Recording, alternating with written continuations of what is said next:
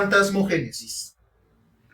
Es un término que justamente trata de explicar mediante ciencia qué pudiera estar detrás de estos fenómenos anómalos, fantasmales, apariciones.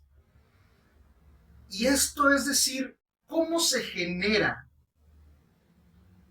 la leyenda sobre un fantasma, qué patrones tuvo que haber tenido para terminar así en una plasmación. Por ejemplo, La Llorona está muy asociada a esta injusticia que esta mujer hace con sus hijos, pero muchísimos ya tenemos el cómo inicia, cómo es la fantasmogénesis de La Llorona. Ahora lo abordaremos justo con esta leyenda llamada El monje negro de la Santa Veracruz, que es esta persona, es este descarnado, es esta fantasmagoría que se hace presente justamente ahora que nos acercamos a Semana Santa. Es muy común que días antes de Semana Santa se presente esta fenomenología allá por el templo de la Santa Veracruz, sobre la avenida Hidalgo, muy cerca del Museo Franz Mayer, allá por Bellas Artes, es donde toma vida esta leyenda que a continuación se las presento. El monje negro de la Santa Veracruz. Esta leyenda tiene su temporalidad allá por el siglo XVII. Y es que este lugar sigue existiendo hoy día en lo que es el centro histórico de la Ciudad de México. Para ser precisos, el templo de la Santa Veracruz, donde sucede esta leyenda, está allá por la calle de Madero, la misma calle que conecta Bellas Artes al Zócalo. Sucede que por allá del siglo XVII, el templo de la Santa Veracruz era una de las primeras edificaciones católicas erigidas, mediante la cual la gente acudía a recibir los sacramentos, a escuchar misa, a otras cuestiones que tenían que ver con asuntos eclesiásticos. Y es entonces que Fray Juan de Toledo, responsable del templo, recibe a Crispín González Bretón, que se ofrecía como lego, y es que esta palabra era con la que eran conocidos los sacristanes desde entonces. Viendo que había muchas cosas que hacer y en realidad le venía bien una ayuda, decidió contratar como sacristán a Crispín. Por ahí se aproximaban los tiempos de Semana Santa y les preocupaba la procesión que debían de hacer como rito litúrgico, pues no se contaba todavía con la infraestructura. Empezaron a desempacar algunas imágenes que fueron traídas de España. Entre ellas había un Cristo, unos ángeles, pero da la casualidad que en una mala maniobra uno de los ángeles quedó pues con una ala rota, con un desperfecto. Crispín no dijo nada, pero en esos días se puso a la tarea de no solamente reparar el ángel, sino restaurarlo con los colores, con los tintes específicos, y se los presentó a Fray Juan Antonio y a Fray Juan de Toledo. Quedaron impresionados con el trabajo de Crispín y muy agradecidos. Los días pasaban y la gente que iba allá al templo, no solamente a escuchar misa, iban también a admirar la talla, el detalle de ese ángel que Crispín González Bretón había hecho. Cuando referían quién había hecho aquella escultura, lo referían a él. Y es así que en una ocasión, viéndose en la premura de que ya venía Semana Santa y no contaban con la imagen de la Virgen Dolorosa, llamaron a Crispín para pedirle que hiciera una imagen en bulto y también la confeccionara. Crispín se dio a la tarea de hacerlo. Pero acabada la talla, acabado el bulto, el cuerpo, surgió un gran problema. ¿Cuál sería el rostro? No tenía visualizado qué pudiera hacer. Hasta que una tarde, dentro del templo, vio a una mujer de rostro interesante, dulce, orando copiosamente al Cristo del perdón. Y es entonces cuando la vio y dijo: qué bella es. Ella sin duda tiene que ser mi modelo. Y con esas facciones, aquella mujer cuando iba a misa, Crispín González Bretón permanecía muy interesado, muy atento en el rostro de esa mujer. Y poco a poco lo iba plasmando en aquella imagen de la Virgen Dolorosa. Hasta que en una ocasión, ya casi para terminarla, había algo que no se había grabado y que quería tenerlo muy presente a detalle. Los ojos de doña Catalina, que era la dueña de ese rostro. Esposa de Felipe Castillejos y Bracamontes, un aristócrata que venía ganando su lugar y posición, pero que entre varios chismeríos se sabía que la moral católica de esa mujer no era la más adecuada. Se sabían diversos romances con otros hombres y eran del conocimiento de la colonia. Esto, claro, no lo sabía Crispín. Él decidió que para grabarse el detalle de los ojos, escalaría el domicilio que estuviera enfrente para poder visualizarla por la ventana y poder grabarse sus ojos. No había pasado una media hora cuando de pronto vio que un hombre empezaba a escalar la estructura hasta llegar a la ventana. Y esa ventana fue abierta por doña Catalina. Inmediatamente el sacristán vio cómo los besos empezaron, los arrumacos, los abrazos. ¡Ah! ¿Cómo es posible? No puede ser, ella no. Bajó de la estructura, se apresuró a ir al templo de la Santa de Veracruz, tomando un martillo con furia. Iba decidido a destruir la imagen, a destruir el rostro. Pero se acordó que no faltaba ya muchos días, ya para Semana Santa. Y entonces quedó turbado de la mente, al no poder hacer, a saberse impotente. Cuando presentaron la imagen, muchas personas se dieron cuenta del parecido del rostro de la Virgen con el rostro de doña Catalina. Y lo consideraron inclusive hasta una blasfemia. ¿Cómo es posible que una mujer de moral dudosa sirviera como rostro para representar a la máxima pureza en la Madre de Dios? ¿Cómo era posible tal bajeza? Los cuchicheos comenzaban, hasta que llegaron estos a oídos de doña Catalina, quien cuando vio la imagen se sintió halagada en su belleza y preguntó quién había hecho la talla.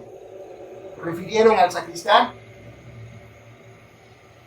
y es que el sacristán tenía esa mezcla de odio, de resentimiento, y en una ocasión, y aquí pongan mucha atención porque esto es lo que deriva la leyenda, vio el sacristán a doña Catalina llorando fervorosamente enfrente del Cristo del Perdón. Sin pensarlo, Crispín dentro suyo pidió al Cristo del Perdón que todos los pecados y penas que tuviera esa mujer, él los pagara. Sabía que quizás estaba llorando porque había deshonrado su matrimonio, el sacramento católico.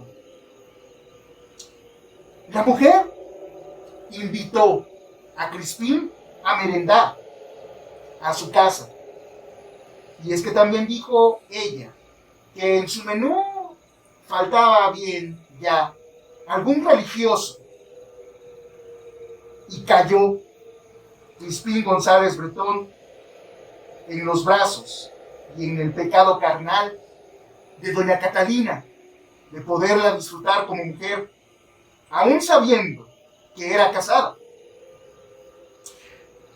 Los arrumacos no se hicieron esperar. Crispín se deshacía en halagos, en atenciones, no importando lo que dijera la gente, que también ya existían los rumores de que este sacristán acudía a la casa de la señora casada, cosa que no estaba para nada bien vista, de acuerdo a la moral católica.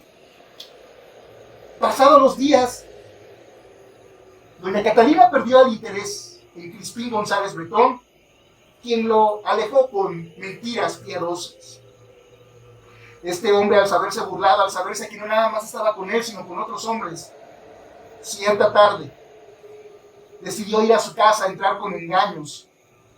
Comenzó a estrangularla, sintiendo ese odio, esa traición, ese rencor, ese amor castrado, hasta que su cuello tronó.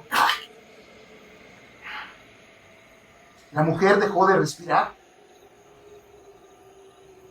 Al saberse en ese ataque de pánico,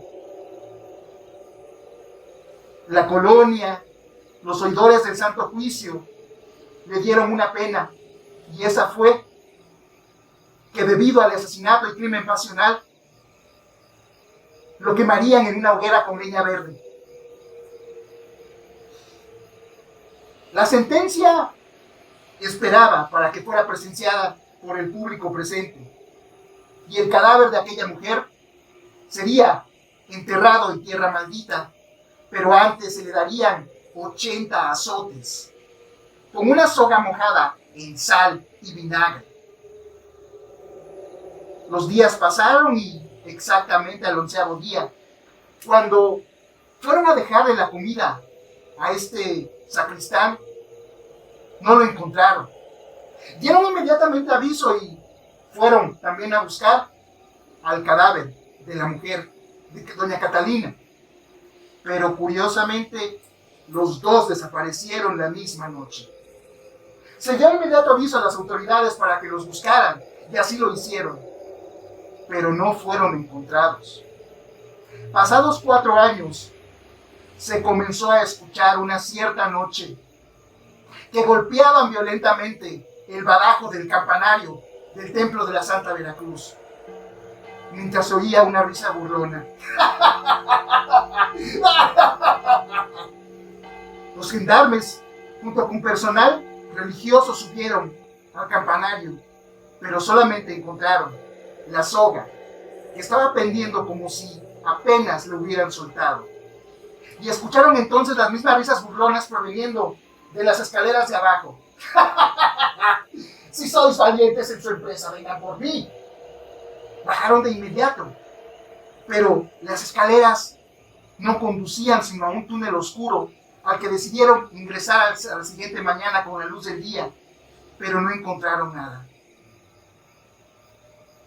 Pasaron los meses hasta que comenzó a aparecer la figura de este monje negro, quien pedía: por favor, dadme 80 azotes, que necesito purgar mi pena.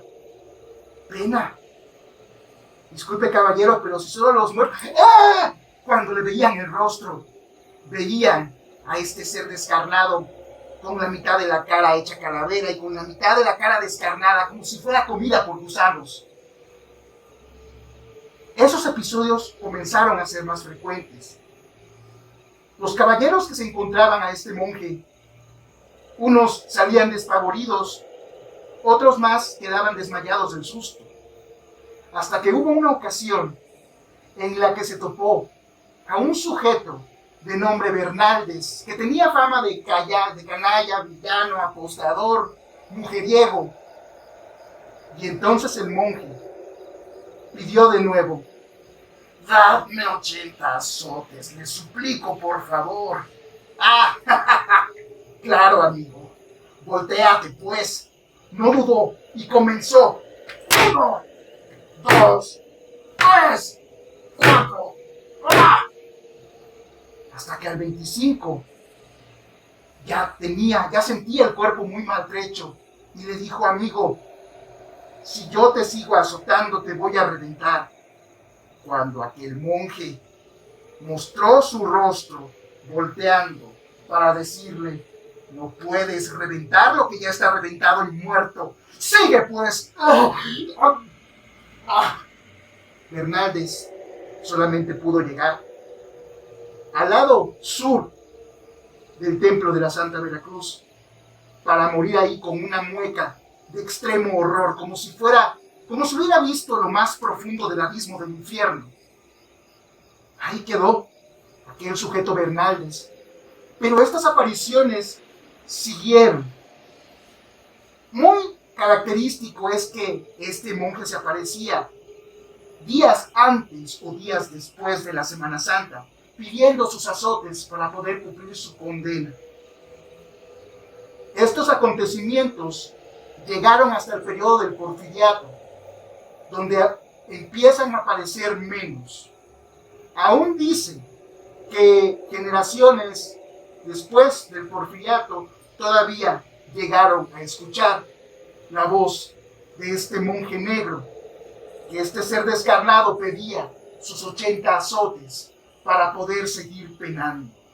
Esa ha sido la historia y la leyenda del monje negro de la Santa Veracruz.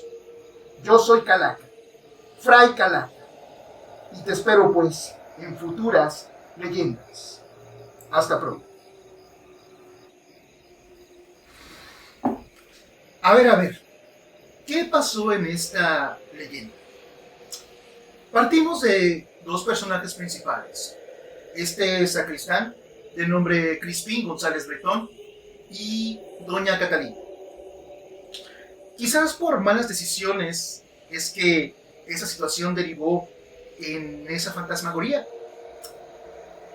Aquí lo que sucede es cuando es el propio sacristán quien, viendo a esta mujer que de una moral dudosa, claro, estaba haciendo penitencia ahí enfrente del Cristo del Perdón, es cuando a este sacristán pide que le traspasen las penas de los pecados para que las pague él. Posteriormente, bueno, en este oficio de tallador, pone la cara de esta mujer con la cual pues ya había una obsesión que derivó en ese pecado carnal, no tanto por el sacristán, sino por la mujer que era casada y que no solamente pues no correspondía a sus deberes maritales de cristiana, sino también tenía otros deberes con otras personas, dentro de eso pues el mismo sacristán. Pero el asesinato que este hombre comete al saberse pues hecho a un lado, al saberse burlado, tiene este misterio, el hecho de que cuando está en la cárcel, de pronto ven los guardias que esta persona ya no está, pero ¿cómo se salió? No solamente eso, sino se dan cuenta de que el cadáver de la otra mujer que tenía que ser pues quemada y enterrada en tierra maldita, tampoco estaba. Este misterio nos lleva a esta fascinación de este bucle que se repite una y otra vez cuando Crispín, este sacristán, ya no está en este plano, sin embargo, termina siendo un descarnado que pide la pena de los 80 azotes, tan solo con el fin de hacerse presente, de que siga penando, mientras que los otros quedan impactados cuando ven a esta calavera pues descarnada que pide ese castigo. Muchos salieron despavoridos al ver esto, y justamente tiene que ser forzosamente en las épocas de Semana Santa. Pero llega un momento dado en que este descarnado, alguien le hace entender o al fin consigue la luz para seguir su camino, porque aún en los tiempos del Porfiriato, estas apariciones, con estos fenómenos, este descarnado que pide sus 80 azotes, seguía presente y se seguía repitiendo a las personas. Llega un momento en que pues esta historia que sucede allá por el templo de la Santa Veracruz, allá sobre Hidalgo, muy cerca del Museo Franz Mayer, allá en el centro histórico, es donde tiene lugar este acontecimiento.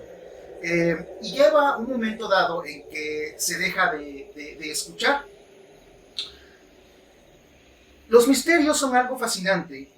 No todos son fantasmas, hay agentes sombras, hay bajos astrales, hay, pues por ejemplo, las tulpas, egregores, otro tipo de energías, almas en pena, niños en pena, y eso que dicen que los niños pasan directo, pero ahí está, por ejemplo, el caso de la casa Mijangos, la llena de Querétaro, donde la energía de esos niños sigue allí atrapada y donde varios exploradores paranormales lo han registrado, que aún esas energías siguen. Hoy pues ya la casa está pues tapeada para evitar este tipo de cuestiones por las cosas horrendas que sucedieron a esos niños y pues hechas por su propia madre. Esta y otro tipo de historias las iremos abordando en futuras ocasiones. Se despide el librero y nos vemos en la próxima historia. Hasta pronto.